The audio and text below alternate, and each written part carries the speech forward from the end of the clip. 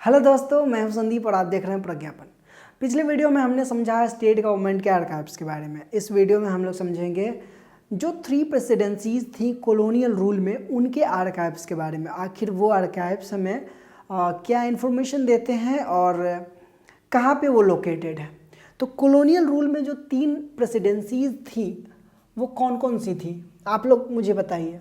पहला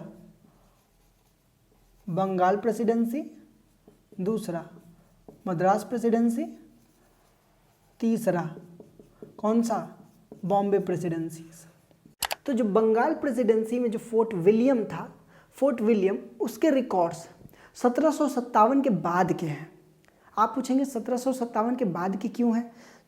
because east India company तो 1600 से बनी हुई है, तो 1600 से क्यों नहीं है वो रिकॉर्ड, 1600 ईस्वी से क्यों नहीं रिकॉर्ड्स, 1757 के बाद क्यों है? तो इसका मेन रीजन है दी ब्लैक होल ऑफ कलकत्ता। कहानी तो लंबी है, इसको डिटेल में हम 3rd चैप्टर में समझेंगे, बट अभी के लिए आप इतना समझिए कि बंगाल में east India company fort William का फोर्टिफिकेशन कर रही थी। इस बात से नाराज बंगाल के नवाब सिराजुद्दौला ने 16 जून 1756 को 70,000 सैनिकों, 500 हाथियों और 50 तोपों के साथ कलकत्ता को घेर लिया। जैसे तैसे ईस्ट इंडिया कंपनी के गवर्नर्स एंड एम्प्लॉयज अपनी जान बचा करके भागे और पीछे छोड़ दिया अपनी औरतों और बच्चों के साथ 146 soldiers under the command of John Zephaniah Holwell. 20 जून को इन सभी सोल्जर्स को नवाब ने बंदी बना लिया और फोर्ट विलियम के एक छोटे से तहखाने में बंद कर दिया गया। वो तहखाना इतना छोटा था कि 5-6 लोग भी रहे तो प्रॉब्लम महसूस हो। मात्र 14 × 18 स्क्वायर फीट का तहखाना और कैदी 146। इनमें से 123 लोग तो सफोकेशन से ही मर गए, ऐसा ब्रिटिशर्स क्लेम करते हैं। इसी का बदला लेने के लिए हुआ था बैटल ऑफ प्लासी, जिसमें ब्रिटिश आर्मी को लीड किया था रॉबर्ट क्लाइव ने। सिराजुद्दौला को अपने ही लोगों ने धोखा दिया, जिसके कारण ईस्ट इंडिया कंपनी ने मात्र 3000 की सेना के साथ सिराजुद्दौला के 50,000 सैनिकों को हरा दिया। सिराज मुर्शिदाबाद भाग गया, वहां से मंसूरगंज, बट जल्द ही उसे पकड़ लिया गया और वापस राजधानी लाकर चाकू से मार मार कर हत्या कर दी गई और उसके मृत शरीर को राजधानी के गलियों में मीर जाफर ने घुमवाया, जो कि सिराज का रिलेटिव था। सत्ता की लालच में उसने सिराजुद्दौला का कत्ल करवा दिया। ऐसी ऐसी बहुत सी कहानियां हिस्ट्री में आपको पढ़ने को मिलती हैं, बट फिलहाल हम आगे बढ़ते हैं।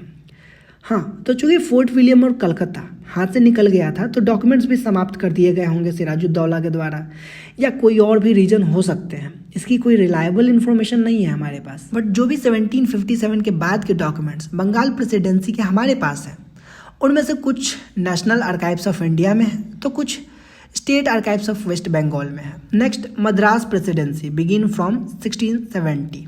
1670 के बाद के डॉक्यूमेंट्स मौजूद हैं हमारे पास मद्रास प्रेसिडेंसी के, जो रखे गए हैं एलियनेशन ऑफिस पुणे में। यहीं पर मराठाज के रिकॉर्ड्स भी रखे गए हैं, जस्ट अभी अभी हमने पढ़ा था, राइट। मद्रास प्रेसिडेंसी के रिकॉर्ड से हमें फोर्ट संत जॉर्ज के गवर्नर एंड काउंसिल्स के बारे में पता चलता है।